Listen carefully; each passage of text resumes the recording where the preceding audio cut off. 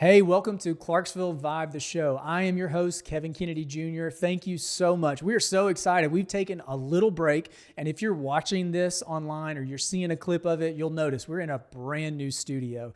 Got a brand new construction building for my business out here in the Sango area, and what we included in it was a brand new podcast studio. So thank you to all of our listeners and our community online that stuck with us over the little break that we've had.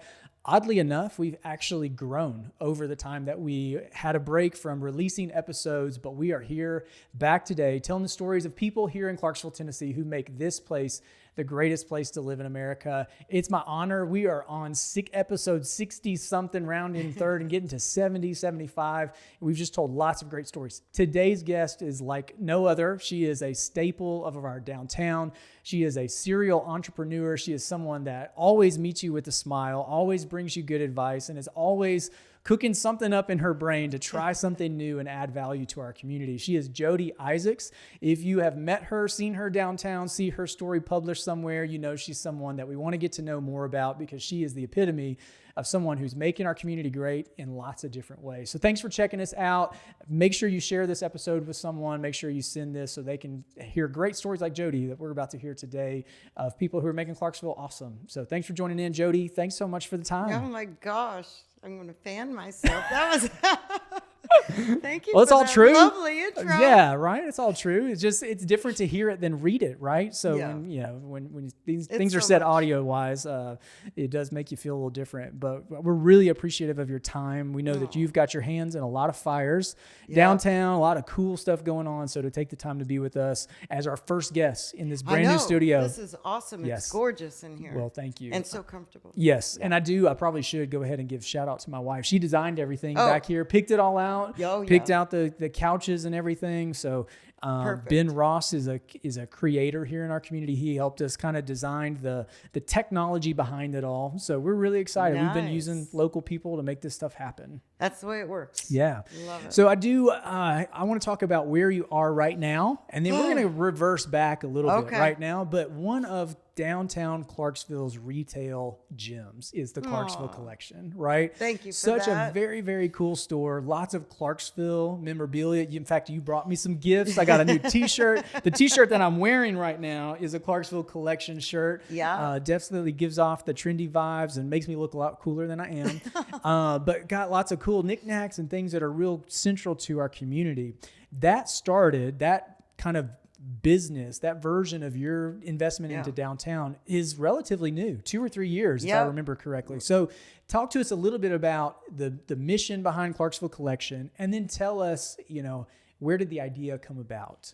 Yeah. Well, it's one of those things where I have 10 business plans. Yes. And I will hand them out to anybody that wants to get Somebody going. please do this. I've lived in cities, for the majority of my life, and done business in most all of them, and so it's one of those things that you're just ready for anything. So I dip into those if we need it downtown, and this was definitely one of those things. When I arrived, we needed some form of a welcome. So even with the furniture store that I had, the Journey's Eye Studio, I included a little bit of a welcome and a couple of T-shirts. Yeah. And that worked really well. And then as Journey's Eye needed to push off a little bit, and also Binks went out of business. Yes. And I went around trying to find people that would pick up on the outdoor wear. Everybody was like, I'm good. I'm like, well, I guess that's up to me. I'll do it. Yeah, that's right. So I brought in just a few things that encourages people to get outside. They're great gifts. Absolutely. And my wife has a KVU crossover bag. I right? love that. Yes. And those are awesome. Yeah, it's really they're cool. really- Got some Mountain Hardware gear in there. But I think that unique element of your story is one thing that I really admire, because it does, you look for a gap in what is missing from our community. And then, the ideas are always there, but it does take a next level of initiative to then bring it to fruition. And my guess is you've never really been an outdoor a goods seller before, but the energy that it takes to contact the retailers, contact the brands, what does it look like to bring it in the store? Every time something is new retail wise, it takes a lot of energy and effort and research to do that. So I always admire people like you who are willing to put in the work to fill a gap that they see. Yeah, and it's fun. It is. But you are a little bit the edge of your seat. It's like, all the time. Dang. Yes, that's right. Yeah. What is it going to take? What's the volume required? Yes, and things like that. all that. But one thing that I've heard, and you've shared this with me before, is there's actually a really good visitors demographic that comes through Clarksville. Yes. And I say that's surprising to me because I'm lifelong 5th generation, grew up on the same horse farm that my great grandfather bought in 1900 or whatever it was. Yep. So this idea of people coming to visit Clarksville for a weekend trip, for a week, for a day, is a little surprising to me still, even with our budding community. Yeah. But you see that firsthand in your store, and that's where your store comes into play, is a big part of what you're doing. Yes, because honestly, we used to do little ticks just to find out who was living here, who was new here too. So I would include, the new list, and then people that are just passing through for the weekend. Yeah. It turned out to be maybe 5 people that lived here and 40 people that were either passing through or whatever, so it was remarkable. Yeah. And what are some of the things you think the destinations that they're coming for? Is it they find it close to Nashville, or if they're coming here for a specific thing? What do you see? Well, it's a good balance. That's a good question, because some are literally going from Florida back to Wisconsin. Okay. And they stop off. And this is why I really push for downtown, because people traveling will look for the downtown. Yes. Yeah. And that's why it's really so vital that we have it going, And but people love it. They're like so excited to explore, and then you give them ideas as to where to eat and where to go, if the museum's open. Yeah. And sometimes they're just planning on a stop through, but then they'll end up staying overnight when they realize that they can. So cool. Yeah. Yes. Oops, well, is that I hope it's that's all good.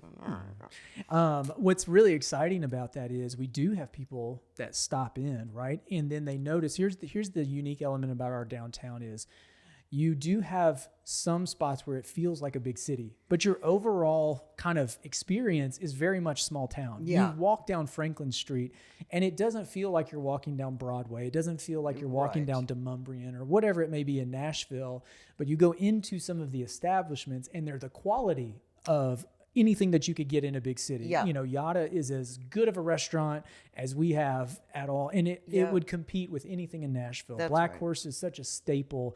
And I don't know if this story is true or not, but here's a story that I heard. You guys actually chose to call Clarksville home because of you were visiting with a friend and ate at Black Horse, thought it was cool, saw the spot across the street and decided to stay. We got seated right in the window. There was just a few of us, so that doesn't happen. It's a big space. Right.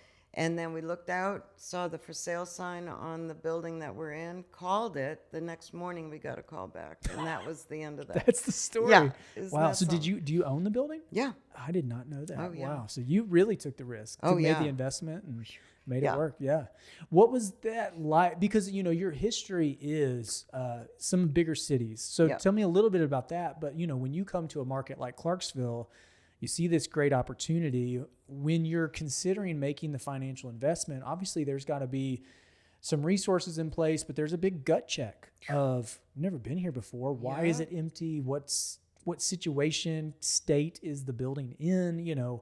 What are some of the thoughts that you had before you made that that's investment? Awesome, because it was huge. Well, we just decided that once the kids went to college, it was time to make a change. And so we traveled for about 2.5 weeks all throughout the South, and from Savannah to Charleston, all over, and looking for a promising up-and-coming downtown that we could help contribute to. Yeah. And or be part of the uprising community, because we've lived in established communities for all these years. What's an example or two where you've been before? As far as living, like the established communities you're talking about. Boston. Oh, just, wow. And just so outside big places. Yeah. Okay. So that's where I had my businesses Yes. before. It was just outside of Boston. Okay. And before coming here. All right. And so that was a whole wonderful experience. I love it. And that's also why staying open at night is also one of the things that comes with a larger community. Is we don't even get started till 7:00, after dinner. Then everybody goes out and plays. And so I always just find that natural to stay open at night. You know? And do you find that our community is different than that? Are we more of a daytime community, or are we up at night too? What do you see? It is more of a people are really they're willing to be out. Yes. I mean, I have stayed open till 11 at night. Yeah. If people are out playing. This was before the event center. Oh, wow. And so it just depends. And I don't have a limit. I say 9:00, but if I'm there. I love Let's that play. spirit. Yeah. That's hilarious. Well, I would imagine, if you even look at downtown post-COVID, you've had a lot of new things that have popped up that keep the nighttime downtown momentum going, right? Because I think if we think back to when you first took your big risk on that building with Journey's Eye Studio, Black Horse was there. I don't know if Front Page Deli was around back then. They were gone, so that nighttime staple is hard. And when I've talked to the Cunningham brothers, one of the things they've mentioned of why they did Strawberry Alley, why they did Mailroom, is they noticed that really just having more options then does draw more people down. It does. And when things are open, it seems more fun. And so when Yada's there, when Mailroom's there, when Strawberry Alley's there, of course, Black Horse is there, all these other kind of staples that are downtown. Now, Shelby's Trio is down there, still within walkability. That makes downtown more appealing, because I think the hesitation for families, maybe like myself out in the Sango area or way up into Fort Campbell, maybe below the river, they may look at it and go, oh, if I go down and there's only one option, I'm stuck. There's nothing else to do. And now we have so many options. It's even really your fun. Store being open late, it's really cool to just kind of walk up and down the street and pass all the lawyers' offices. Exactly. Well, that's another conversation. Walk by those, I know, exactly. That's right. But I completely agree, and I'm grateful to the Cunningham family, who I adore, and they're just an awesome contributor to life. I look at Matt and Wes, and of course their mom, and what a big challenge they had getting Strawberry Alley off the ground. Just an unexpected tragedy, and then the reality is they didn't huddle up and get into a corner and give up. They continued to take risks, continued to cast vision and do new stuff. Currently rebranded that Old Glory space, and not rebranded, but just re-envisioned it. Just like you've done with some of your businesses, you see a need and you just pivot and you go from there.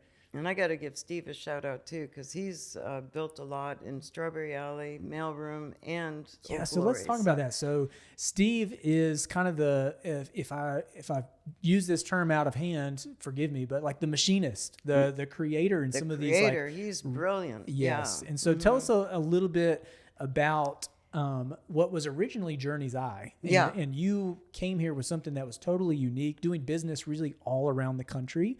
But what are his skills? And if to someone who's let's say like myself, been around Clarksville forever or brand new to Clarksville, but doesn't know the uniqueness of that artistic talent that's down there. Tell us a little bit about what he does. We would all like to get in his head, because he can just take anything. But we've gone and we've purchased airplanes, chopped them up, and that turns into bars and like sound a whole systems. airplane. The whole airplane. And where do you find these things? Well, it's amazing. Some little airports you can find it. It's cheaper for them to sell it to us and get rid of it than it is for them to try to fix it or get rid of it themselves. So when you say chop it up, that means literally he goes in there and takes a saw and just on site at the airport, he's pulling up with a trailer, and a we've chainsaw, had to make a couple trips, and then he's leaving with parts of an airplane. Oh my gosh, it's amazing! And so then he takes those parts and he turns it into what desks, types of art? Bars, coffee tables. Yeah. Yeah, you'll have to see what we've got going. Yeah, now he's got so much. Yeah, so you did tell me right before we started, he's kind of using his shop now as another business venture, right? And so we're doing the what was Journey's Eye Studio. So this is going to be just the first Saturday of every month. Okay. And so it'll be an exciting, like, go-to place, you know. And it's on market days, so that'll be fun. People will be out anyway. And then, so it's just going to be on 720 Red River Street. Okay. And so it's just part of downtown, really. Yeah, right. And, but we'll be showcasing all his in-house custom pieces, and we'll be blending it along with all the mid-century modern and the vintage pieces, artwork and lighting and all that kind of stuff. So really unique stuff. It'll One be of a really kind. fun. Yeah. Wow. It's going to be great. So what is it like to eat dinner with a brain like that at a restaurant? You know, I imagine he's just like a barcode scanning the walls and tables and he's clicking, everything. Yep. That's exactly. So crazy. Yeah. Yeah. Do you guys go to, my dad, he grew up, he wheels and deals anything, right? Yeah. So he's wheeling and dealing pocket knives, cars. Yeah, he's coming in like I'm ashamed to try to negotiate stuff because I grew up with him. It didn't matter what we were doing. It's like we were at Burger King. Yeah. And he's trying to negotiate. Like, well, would you take $4 for this kid's meal? I'm like, Dad, you can't do that. But I would imagine someone like him, goes to flea markets, trade shows, and just scans and finds stuff and puts it all together. Yeah, exactly. Wow. And he can. Yeah, and people are willing usually at those kind of places to wheel and deal. But, oh my gosh, it is funny to watch. It's interesting because as a dentist brain, my job is really boring. I really do the same 5 or 6 things, and I just do them hundreds, thousands of times. We just fix the cavity, remove the tooth, whatever it may be. But there's not a ton of creativity into my world, into the cosmetic dentistry, full restoration stuff there is, but what I do, not necessarily that. So to hear the mind of a creative, it really blows my mind, because sometimes I'll even go into a store that's kind of pre-cooked, like a Home Goods or a Hobby Lobby, and I'm like, I still don't know how to put all of this together. My brain can't do it, and yet his is so naturally, I can take an airplane and chop it up. I don't even know how he sees the curves and everything. It's amazing to watch how his mind works. Yeah, great documentary to go through it. And it's funny that you say that, because I think we're going to do something. Oh, nice. Yeah. Very cool. Yeah. Well, I think anytime we can share content of people in our community and their unique gifts, it's great, because it gives people a feeling of connection. And so when you go in the store, when you go on one of these market Saturdays or whatever it is, and you think behind it, you're like, okay, it actually increases the value of what I'm willing to invest in this piece or whatever it may be. Yeah. So I know one of the things that I wanted to talk to you about is you've been downtown since 2010-ish, 2012? Actually, it was, I think, 15. 15-ish? Yeah. Mm-hmm. So, but still seen so much change. You've my gosh. That was up and down and come and gone. And, there is an element when you've paid attention to downtown that you're sad to see things leave that maybe don't work out. I loved Binks when it was down there. You mentioned that example. Yeah. And obviously they decided to transition that. But what became Binks was Yada. Yeah, beautiful. Right? Amazing. Yeah. And I remember when Yada was in a different location, and of course they, moved and took over a new space. And so talk to me a little bit about what is it like to be fully invested. You own your building there, and you've operated different businesses, but to see things positives, see things fail, see big wins, big disappointments. Yeah. I would imagine it's just a roller coaster of emotions. Yeah, I mean, it is sad to see, but I think the camaraderie is so tight, and we really want everybody to have a successful experience.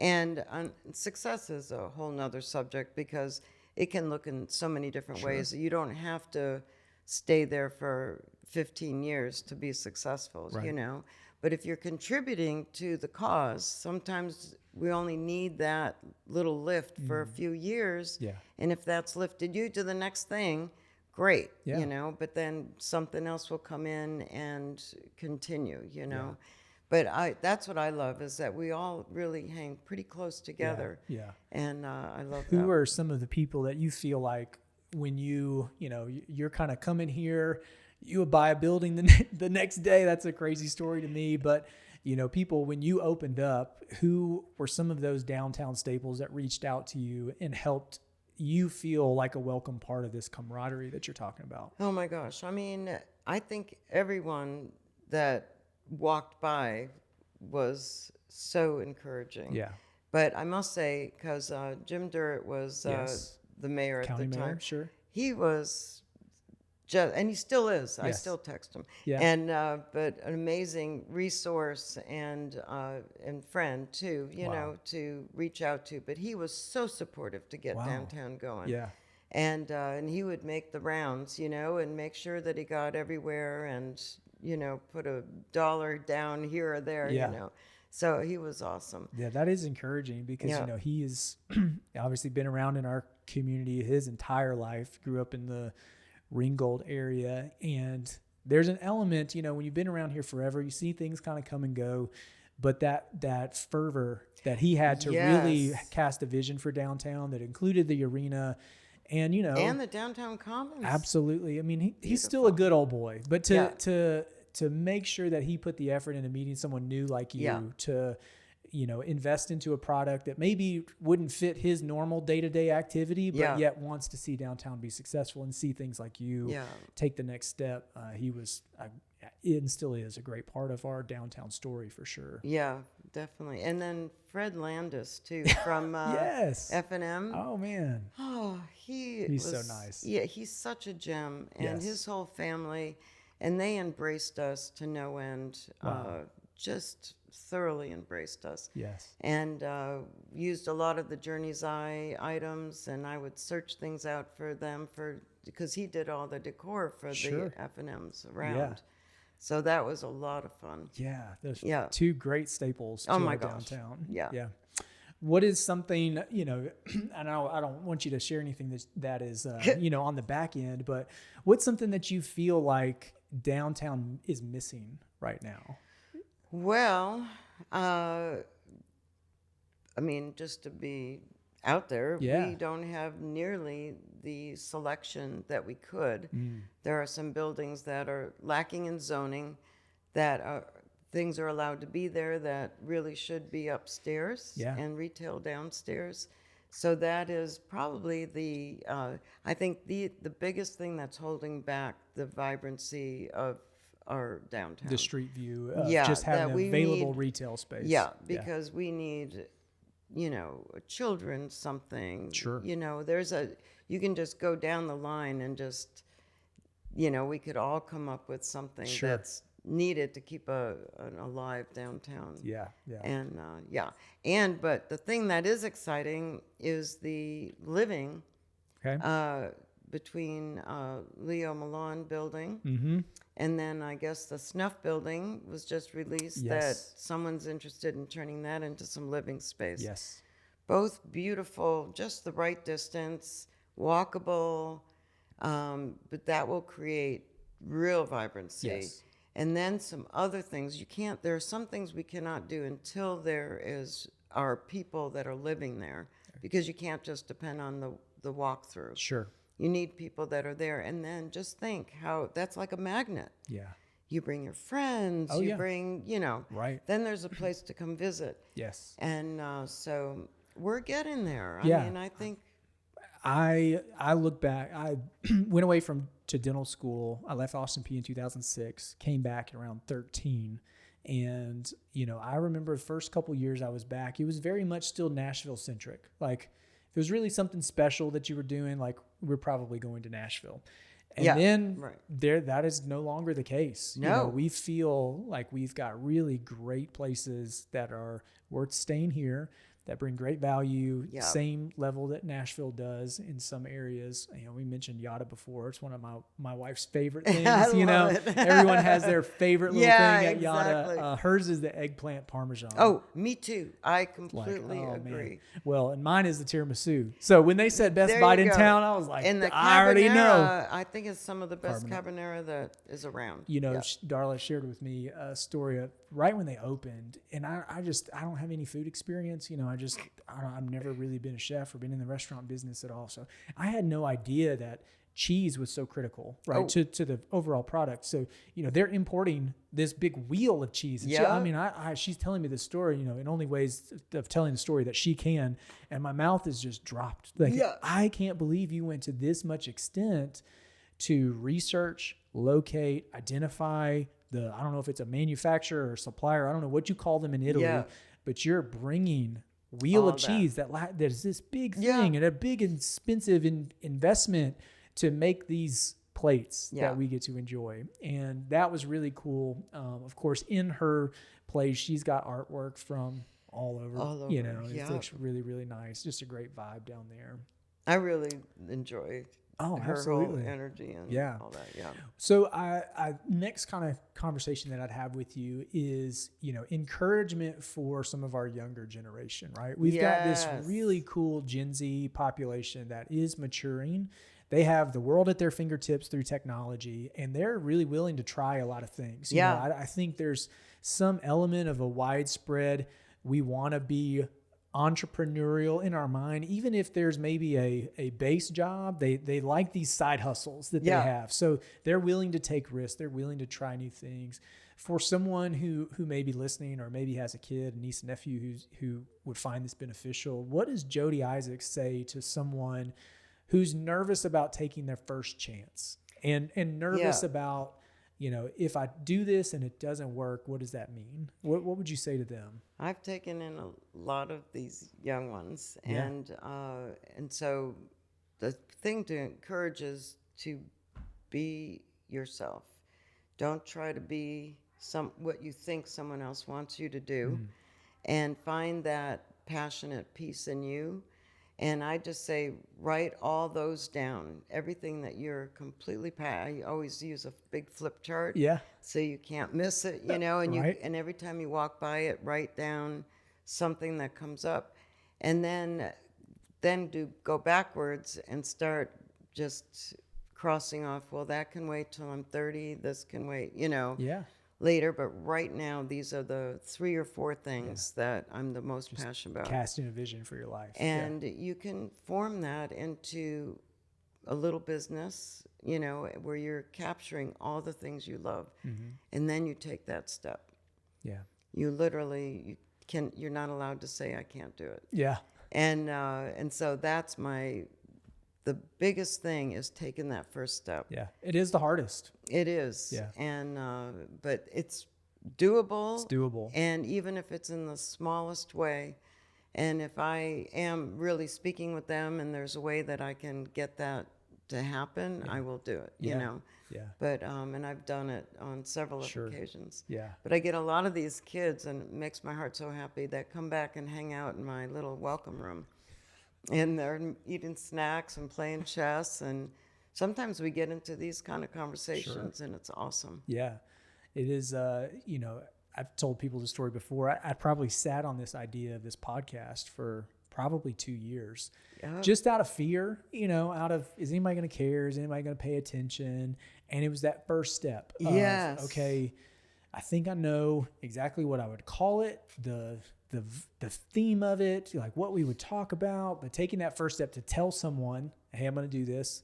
And then taking the next step of like, hey, let's research, figure out what are the steps we've got to take, what skills do I need to bring of other people to make this work? Yeah. And who do I want to talk to? And, but that first step is such a critical part of the journey. And now look at you, and you're such a great host. Well, I appreciate that. Yeah. It's, part of it is a little bit of natural fun. This is my hobby. When people ask like, do you have hobbies? I don't go duck hunting. I don't really go golfing or anything like that. Like, I can talk. I've learned it from my dad. And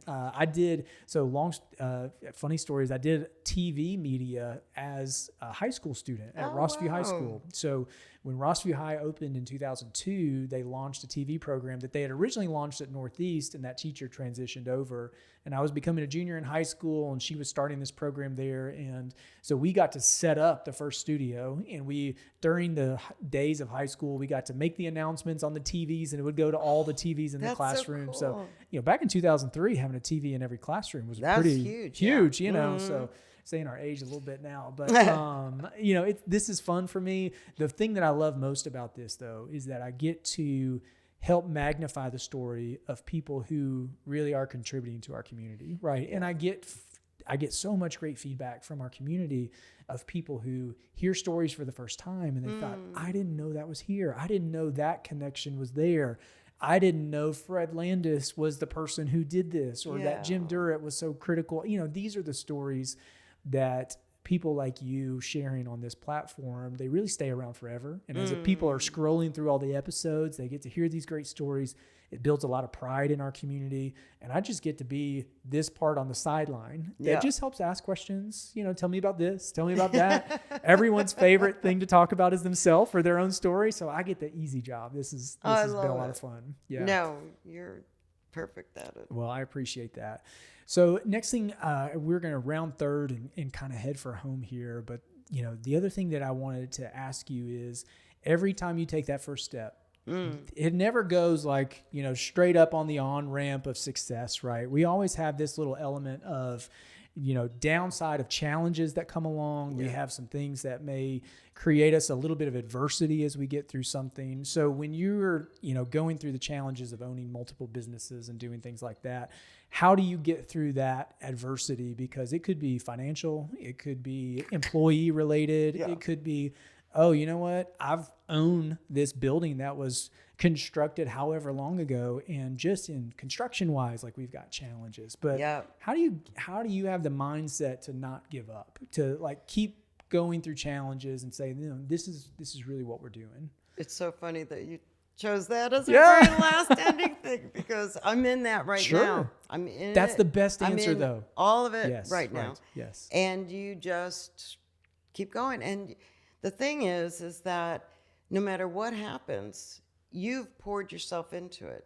And if it does something else or changes, closes, whatever that thing is, that might happen, you just move on to the next thing. Keep pushing through. And because that's not where my identity is, and so you can say that again, we right? bring we bring meaning to what it is that we do. So no matter what it is that we're doing, we're bringing our full selves to it. Yeah. Let's hope that we get to hang in there for years to come. But I love that, because you just have to just stay with it.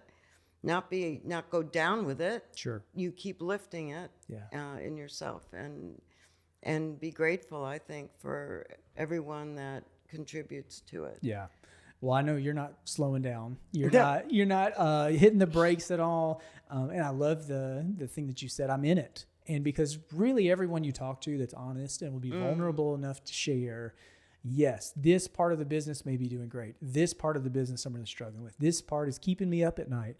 This part is I have my vision for this outpaces the resources that I have right now to really catch up here. Yeah. But for those of us who are in it, it's very encouraging to hear people vulnerably say that, and to notice that at every step of every business, we're always in the middle of some type of challenge. And it's really about your mindset and finding, knowing that your identity is not in XYZ. It is in contributing. It's in finding value, adding value, which you have done for many, many years. As a native Clarksvillian, I want to say thank you so much for, making the investment in downtown. And from that first dinner at Black Horse with a friend to having the courage to make the call on that building and then turn it into Journey's Eye Studio and let that run its, full value of it that it brought to our community, and having the vision to then create Clarksville Connection, put it across the street, move it back over, make it what it is today, add on the outdoor wear, and who knows what other pivots you might make in the future. But You're a staple of our downtown, and we're really, really grateful that you are making the investment that you continue to make. Oh. And of course, always doing it with a smile, always making friends along the way. It's really, really, really fun. Thank you so much, Kevin. Yeah. Well, if you have made it to the end of this episode, thank you so much. I know that you've been encouraged by Jody's story. I'm going to tell you right now, go down to the store, check it out. Take some money, buy some gifts. They're great stuff for birthdays, Christmas, whatever it may come. Just buy them now. You'll have them. You'll be stress-free later. Get some of that outdoor gear that she is pioneering down in our downtown.